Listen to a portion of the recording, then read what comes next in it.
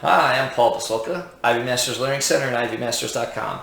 And today we're going to look at Test 3, Section 2, number 29, which reads, take Bartlett pears, for instance. Unless they are treated with exactly the right amount of 1 MCP at exactly the right time, they remain hard and green until they rot, and consumers who experience this will be unlikely to purchase them again.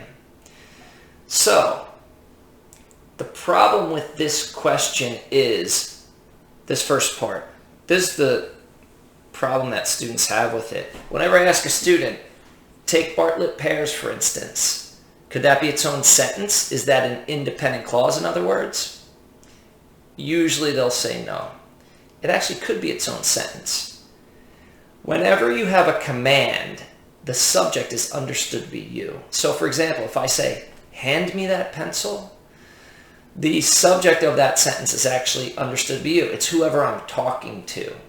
So take, in this context, it means consider or think about Bartlett pears, for instance. And the subject is understood to be you. So take Bartlett pears, for instance, is an independent clause. So, how does that help me with this question?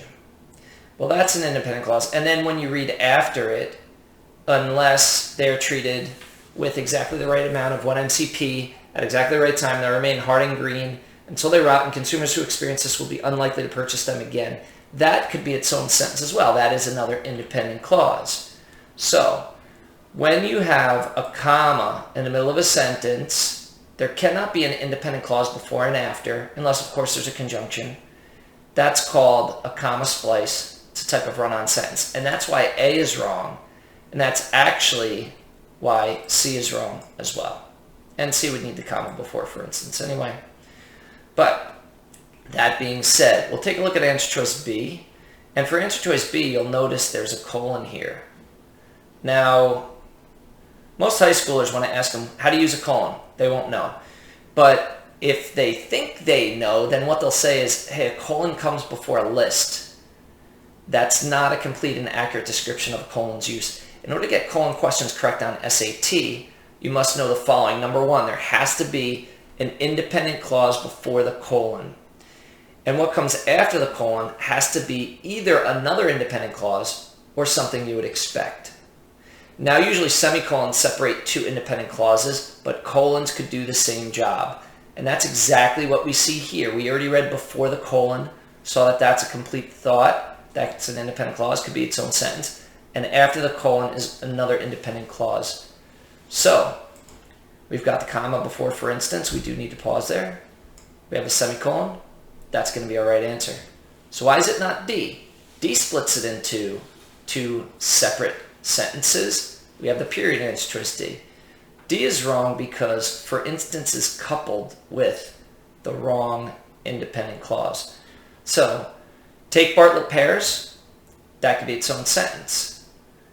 But when you read after, for instance, unless they are treated with exactly the right amount of 1 MCP at exactly the right time, they remain hard and green until they rot, and consumers who experience this will be unlikely to purchase them again. Hopefully, you could tell that the for instance is just kind of dangling there in the beginning of the sentence.